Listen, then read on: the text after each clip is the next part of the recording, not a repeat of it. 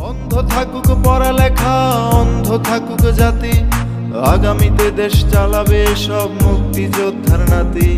তুমি কে আমি কে, রাজাকার রাজাকার, চেয়েছিলাম অধিকার, হয়ে গেলাম রাজাকার। 1952 সালের 21শে ফেব্রুয়ারি ভাষা আন্দোলন তৎকালীন পূর্ব পাকিস্তানে, 1971-এ মুক্তিযুদ্ধের আন্দোলন তথা স্বাধীনতা আন্দোলন এবং 2024-এ কোটা বিরোধী ছাত্র আন্দোলন, তিনটের মধ্যে মিল একটাই,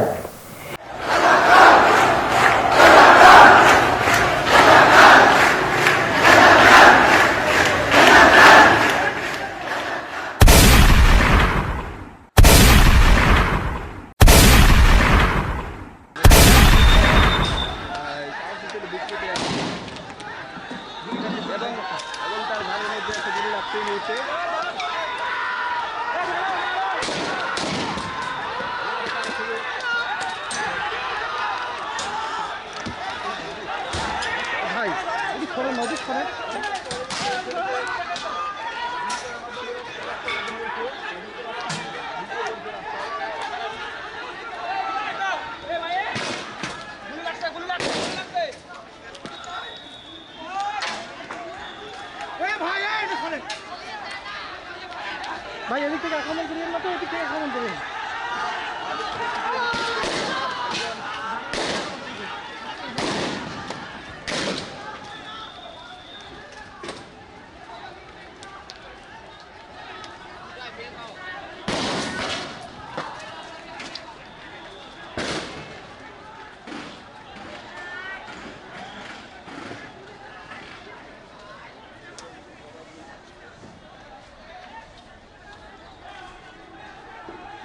ভাই ভাই ভাই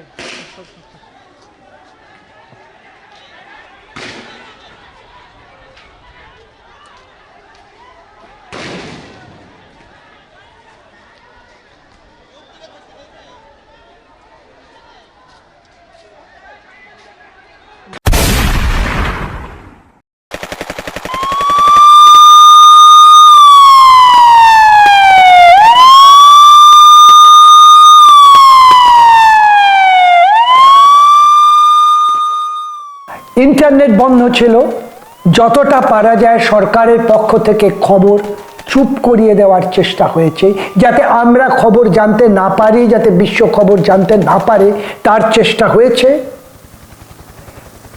কিন্তু এটা তো ঘটনা যে সাঁজোয়া বাহিনী হাতে দেশটাকে তুলে দিতে হয়েছিল। পুলিশের গুলিতে একটির পর একটি ছাত্র মারা গেছে, মাথায় হেলিকপ্টার ঘুরিয়ে ছাত্র আন্দোলনকে দমন করার চেষ্টা হয়েছে।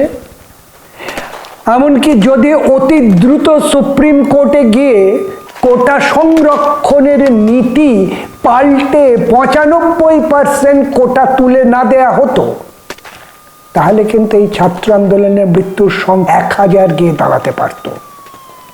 বন্ধ থাকুক পড়ালেখা, অন্ধ থাকুক জাতি, আগামীতে দেশ চালাবে সব মুক্তিযোদ্ধার নাতি। তুমি কে আমি কে, রাজাকার রাজাকার, চেয়েছিলাম অধিকার, হয়ে গেলাম রাজাকার। তুমি কে আমি কে, রাজাকার রাজাকার, চেয়েছিলাম অধিকার, হয়ে গেলাম রাজাকার। বন্ধ থাকুক পড়ালেখা, অন্ধ থাকুক জাতি, আগামীতে দেশ চালাবে সব মুক্তি।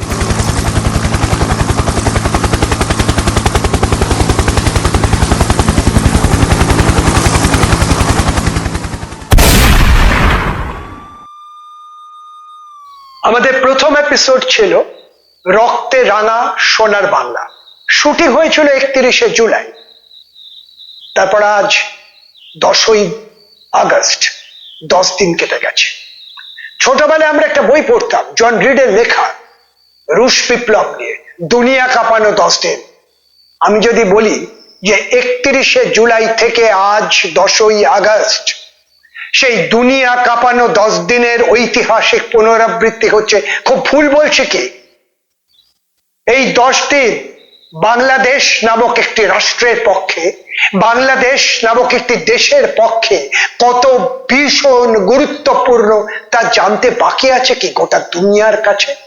আমি বিপ্লবের গল্প বলি আপনাদেরকে।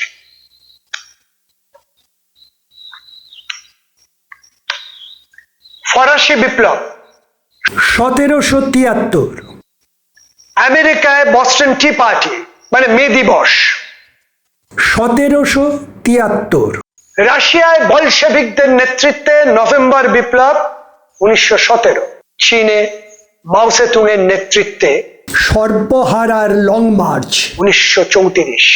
তারপরে দুটো দিন, কি আশ্চর্য সমাপতন।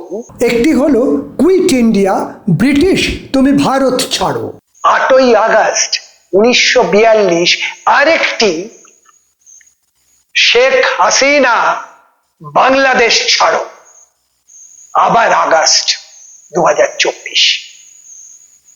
আমি যদি এর পরে বাংলাদেশের পক্ষে এটিকে আগস্ট বিপ্লব বলি, খুব বাড়িয়ে বলা হবে কি? একেবারেই না। আপনারা ক্রোনোলজিটা একটু খেয়াল করুন। পরপর তিনটে ঘটনা, সময়ের ব্যবধান অনেকটা। 1952 ভাষা শহীদদের আন্দোলন বাংলাদেশে, তখন পূর্ব পাকিস্তান। বাংলা ভাষার জন্য বাঙালির জাতিসত্তার লড়াই, শহীদের রক্তে সেই লড়াই থামলো। 1971 বাংলাদেশের স্বাধীনতার যুদ্ধ, বাংলাদেশ স্বাধীন রাষ্ট্র হলো। তারপর 2024, আজ বাংলাদেশ দ্বিতীয়বার স্বাধীন হলো। 15 বছর রাজত্ব করা একটি চূড়ান্ত ফ্যাসিবাদী অত্যাচারের নির্মমতায়, যা বহু ফ্যাসিবাদীকে, পৃথিবীর বিশ্বের বহু ফ্যাসিবাদী চরিত্রকে হারিয়ে দিতে পারে, সেই শেখ হাসিনা, যিনি শুধু পিতৃ পরিচয়ে এবং তারপরে নানাবিধ নেগোসিয়েশনে 15 বছর রাজত্ব চালালেন, সেই শেখ হাসিনাকে ছাত্র আন্দোলনের কাছে শুধু পদত্যাগ নয়, দেশ ছাড়তে হয়েছে। জুলাই মাস ধরে চলা অন্তত 600 থেকে 700 ছাত্র জনতার মৃত্যু, শহীদ আবু সৈয়দের রক্ত দিয়ে যা শুরু করেছে, তারপর একটির পর একটি ছাত্রের নির্মম হত্যাকাণ্ড যা হাসিনার পুলিশ করেছে, সেই হত্যাকাণ্ডের খুব কম দিনে ঘটনাটা ঘটেছে। দেখুন, খুব কম দিনে। অফিসিয়ালি শুরু হয়েছে 15ই জুলাই থেকে, আর হাসিনাকে দেশত্যাগ করে পদত্যাগ পত্র জমা দিয়ে দেশত্যাগ করতে হয়েছে 5ই আগস্ট, গত সোমবার। সময় হিসেবে খুব সব। ইন্টেন্সিটি অফ আন্দোলনের কথাটা আমি বোঝাতে চাইছি, একে বিপ্লব বলে, ইন্টেন্সিটি অফ আন্দোলন বলে এটাকে। কি প্রবল প্রবল অভিঘাত তৈরি করেছে। এক একটা ছবি যদি আমরা দেখি, এক একটা ছবি দেখলে বুঝতে পারবো যে লাখো ছাত্র কিভাবে লং মার্চের মতো করে, অবিকল মাও সেতুং এর লং মার্চের মতো করে ঢাকার দিকে আসছে, বিভিন্ন জেলায় ছড়িয়ে পড়ছে, সর্বত্র। আবু সৈয়দ তো মারা গেছে রংপুর, এটি 25-26 বছরের ছেলে, সে বুক চিতিয়ে পুলিশের গুলির সামনে দাঁড়ালো। স্বপ্নেও ভাবেনি পুলিশ তাকে গুলি করে দেবে, পুলিশ গুলি করে দিল সিভিলিয়ানকে। ভাবুন, একজন রাষ্ট্র চালাচ্ছেন এমন একজন প্রধানমন্ত্রী 600 সিভিলিয়ান, অন্তত 600 থেকে 700 নিরস্ত্র সিভিলিয়ানকে গুলি করে মেরে ফেললেন। একটু দেখি কি ভাবছেন ছেলেমেয়েরা। এখন পর্যন্ত বাবাকে বলে আসছি, আজকে যদি মরে যায় আমার লাশটা যেন রাস্তা থেকে কেউ না তুলে। আমার ছাত্রদল যখন বিজয় উল্লাস নিয়ে বের হবে, আমাকেও তখন যেন বিজয় ঘোষণা করে আমার লাশটা যেন তারা দাফন করে। এটা বাসা থেকে বলে আসছি, এখন কি হবে সেটা পরে দেখা যাবে ইনশাল্লাহ। হ্যাঁ, স্বজনের মেহনত বুঝেনি তো। ওর বাপ ছিল কম্বল চোর আর ও হচ্ছে বোট চোর, বুঝছেন? এক কথায় বলি, আমার অবশ্যই ও যদি ভোট চোর না হয়, ওরে কয়বার আপনারা ভোট দিছেন? ওরে ভোট দিছেন? কয়জন বুকে হাত দিয়ে বলতে পারবে যে আজকে আমি শেখ হাসিনায় ভোট দিছি? ওরে আমরা একবার বসাইছি, আরো কত বছর ধরে বসে আছে। আচ্ছা, ওর কি একটু ইগোতে লাগে না ভাই? এত মানুষ, আমি ওর হাঁটুর সমান বয়সের হয়তো হব, আমি বলতেছি এত মানুষ ওরে চায় না, ও তাও নির্লজ্জের মতো ওইখানেই বসে আছে। আমার এই ইন্টারভিউটা দেখার পর হয়তো ও হয়তো আমারও গুম করে দিবে, কারণ ওর কোনো বিশ্বাস নেই। ওর পুরো ফ্যামিলি হচ্ছে একজন ব্রিটিশ, একজন আমেরিকান, একজন খ্রিস্টান। বলতে পারবে ওর কোনো বাঙালির সাথে সম্পর্ক? ও কি বলে, দেশটা আমার বাবা স্বাধীন করছে। আরে তোর বাপ তো স্বাধীন হওয়ার আগেই মইরা গেছে, ওর তো আগেই রাজাকার মেরা লাইছে। 9 মাস তো আমরা স্বাধীন করলাম। আমার বাপ মা, হ্যাঁ ঠিক আছে, আমার বাপ মা কোনো মুক্তিযোদ্ধা না, আমার দাদা মুক্তিযোদ্ধা, আর চাচা তো দাদা। আগস্টে মারা গেল।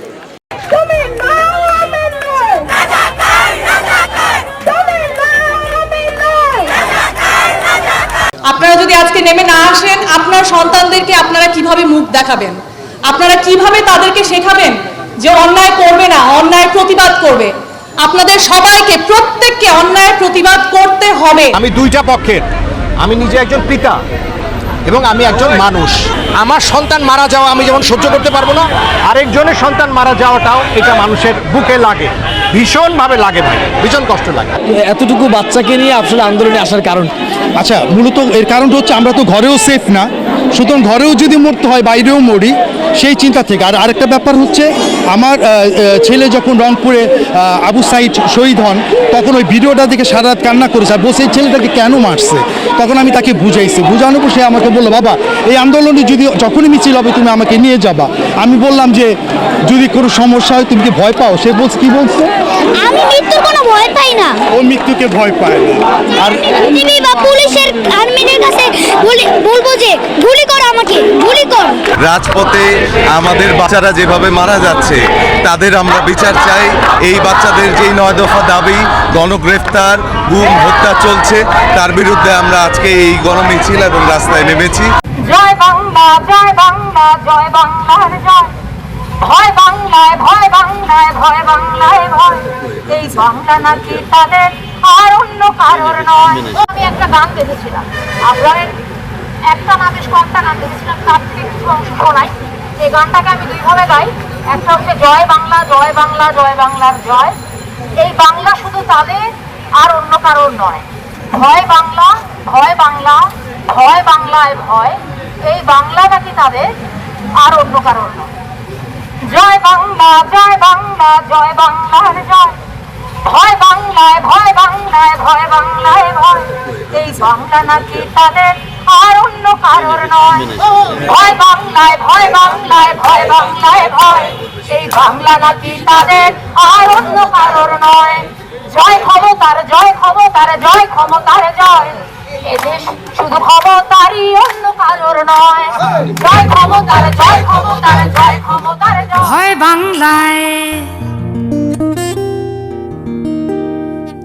ভয় বাংলায়, ভয় বাংলায়, ভয় বাংলায় ভয়। এই বাংলা শুধু তাদের আর অন্য কারোর নয়। ভয় বাংলায়, ভয় বাংলায়, ভয় বাংলায় ভয়। এই বাংলা শুধু তাদের আর অন্য কারোর নয়। এই বাংলা নাকি তাদের আর অন্য কারোর নয়। জয় ক্ষমতার, জয় ক্ষমতার, জয় ক্ষমতার জয়। শোন, এদেশ শুধু ক্ষমতারই, অন্য কারোর নয়।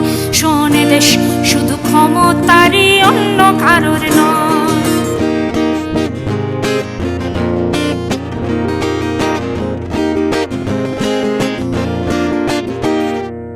মরে রে মানুষ, মরে রে মানুষ, মরে রে মানুষ মর। দেশ মাটি আর মানুষ আজ সব হয়েছে পর। মরে রে মানুষ, মরে রে মানুষ, মরে রে মানুষ মর। দেশ মাটি আর মানুষ আজ সব হয়েছে পর। থাক রে মানুষ, থাক রে মানুষ, চুপটি করে থাক। দেশ হয়েছে ক্ষমতার, মানুষ দুই ভাগ। দেশ হয়েছে ক্ষমতার, মানুষ দুই ভাগ। দেখ রে মানুষ, দেখ রে মানুষ, দেখ রে মানুষ, দেখ রে মানুষ দেখ। যত শুভরাজ বিভক্ত আর শয়তানেরা এক। দেখ রে মানুষ, দেখ রে মানুষ, দেখ রে মানুষ দেখ। যত শুভরাজ শয়তানি বিপ্লব তাকে বলে ভাগরে মানুষ ভাগরে যখন তা একেবারে গোড়া থেকে সবটা পাল্টে দেয়। বাংলাদেশের ছাত্ররা, বাংলাদেশের ছাত্রদের সঙ্গে যে জনতা যুক্ত হয়েছে তারা একেবারে গোড়া থেকে পাল্টে দিয়েছে, গোড়া থেকে উপড়ে ফেলেছে স্বৈরাচারের শিকড়। সেই স্বৈরাচারীর নাম শেখ হাসিনা। যে শেখ হাসিনা গত 15 বছর ধরে আয়না ঘরে গুম খুন করে প্রতিটি বিরোধী নেতাদের জেলে ভরে অধিকাংশ বিরোধীদের দেশ ছাড়া করে স্বাধীন প্রগতিশীল ব্লগারদের গুম খুন করে যে শেখ হাসিনা, যে স্বৈরাচারী, হয়তো পৃথিবীর সেরা স্বৈরাচারীর তালিকায় তার নাম আসবে না, ছোটখাটো হয়তো, কিন্তু অসম্ভব স্বৈরাচারী তো বটেই। আমি জানি না এক্সাক্ট ডেথ টোল কত। 40 বছর সাংবাদিকতা করছি, এইভাবে খবরকে, ইনফরমেশনকে ডাইলুট করা, এইভাবে ইনফরমেশনকে মিথ্যা প্রচার করা, ভারতের কাছে কমপ্লিটলি একটা অন্য প্রজেকশন দেওয়া। আমি ভারত থেকে বলছি তাই আমাকে এগুলো বলতে হবে। আমাদের কাছে হয়তো আসছে 250 মৃত্যু, কিন্তু আমি আমার যাবতীয় বাংলাদেশের রিসোর্স, আমার বন্ধু বান্ধব যারা আছেন তাদের কাছ থেকে খবর পাচ্ছি 250, 350, 450, 600, এমনকি 700 হতে পারে। একটির পর একটি মৃতদেহ এখন পাওয়া যাচ্ছে। ছাত্র সমাজ উপড়ে ফেলে দিল সেই শিকড়। দেখুন এদের গান। করছো ছলা কলা, কিছু বললেই ধরছো চেপে, সব জনগণের গলা।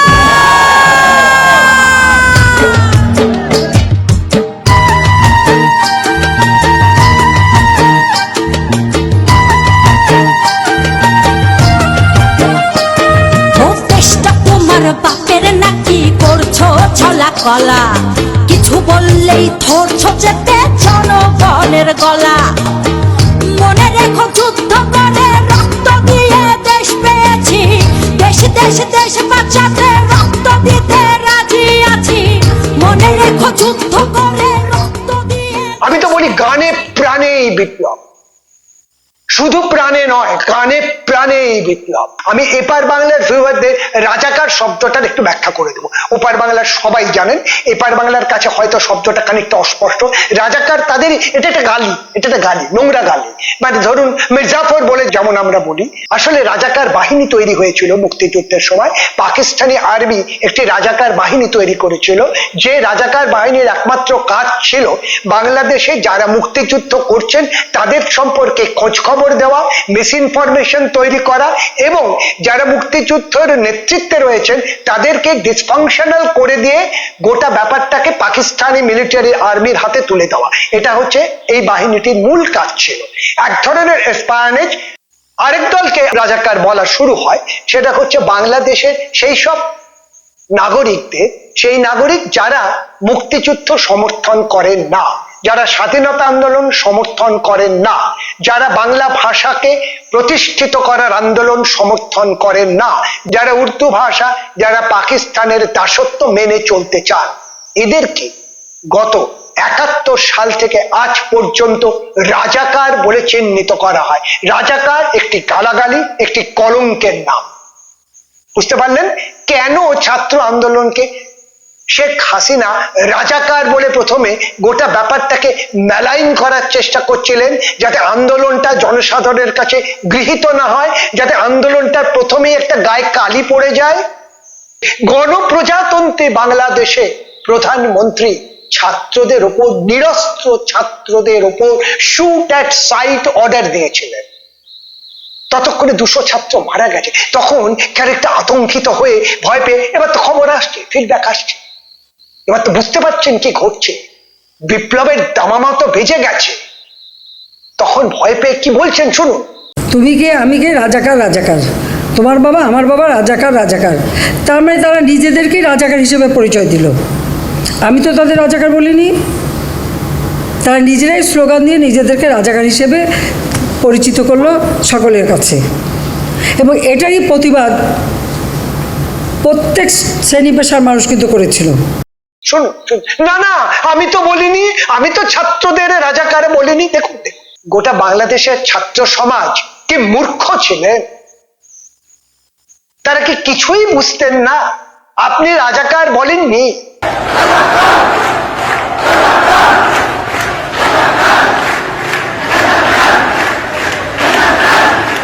মুক্তিযুদ্ধের বিরুদ্ধে এত ক্ষোভ কেন? মুক্তিযোদ্ধাদের নাতিপুতিরাও পাবে না, তাহলে কি রাজাকারের নাতিপুতিরা পাবে? সেটা আমার প্রশ্ন, দেশবাসীর কাছে প্রশ্ন, যে রাজাকার নাতিপুতিরা সব কিছু পাবে, মুক্তিযোদ্ধারা পাবে না। মুক্তিযোদ্ধার নাতি, সে ভর্তি হয়েছে মুক্তিযুদ্ধ কোটা ইউনিভার্সিটিতে, উনিও বলেন কোটা থাকবে না। তো বেটা তুই তাহলে পদে চলে আয়, পড়াশোনার দরকার নাই। আপনি তো বলছেন আপনি রাজাকার বলেন, তার আপনি রাজাকার বলেননি। আপনি তো বলছেন আপনি রাজাকার বলেন। আপনি বলছেন, আপনি কি তাদের গানের লাইনগুলো একবার অনুধাবন করেছেন, নাকি আপনি বাংলাও জানেন না ভালো করে? তারা বলছে আমি কে, আমি কে, রাজাকার রাজাকার। কে বলেছে? কে বলেছে? স্বৈরাচার স্বৈরাচার। রবীন্দ্রনাথ নয়, কাজী নজরুল নয়, ডিএল রায় নয়। এই আশ্চর্য লিরিক, যা বেলা চাও উই শ্যাল ওভারকামের মতো জরুরি, উদ্দীপনাময়, ইমোশনাল একটা গোটা ছাত্র সমাজ যাকে নেতৃত্ব দিতে পারে যে লিরিক, সেই লিরিক প্রমাণ করে দিল আপনি ওদের অধিকার চাওয়ার আন্দোলনকে রাজাকার বলে বিদ্রূপ করে ধ্বংসাত্মক দিকে ঠেলে দেওয়ার চেষ্টা করেছেন। আপনি রাজাকার বলে বিদ্রূপ করে তাদেরকে মেলাইন করার চেষ্টা করেছেন, কালিমা লিপ্ত করার চেষ্টা করেছেন, স্বাধীনতা বিরোধী বলার চেষ্টা করেছেন, পাকিস্তানের সমর্থক বলার চেষ্টা করেছেন। ছি! বন্ধ থাকুক পড়ালেখা, অন্ধ থাকুক জাতি, আগামীতে দেশ চালাবে সব মুক্তিযোদ্ধার নাতি। তুমি কে, আমি কে, রাজাকার রাজাকার, চেয়েছিলাম অধিকার, হয়ে গেলাম রাজাকার। তুমি কে, আমি কে, রাজাকার রাজাকার, চেয়েছিলাম অধিকার, হয়ে গেলাম রাজাকার।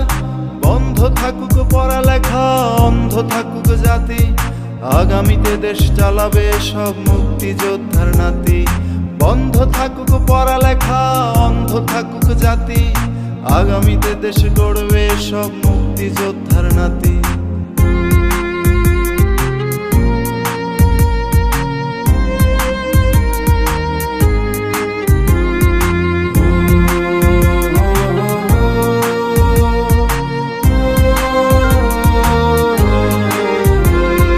মানুষ হয়ে মানুষ পেটাও সামান্য বুক কাঁপে না, অধিকার চেয়ে বাঁচবে যারা তারাই কি খুব অচেনা।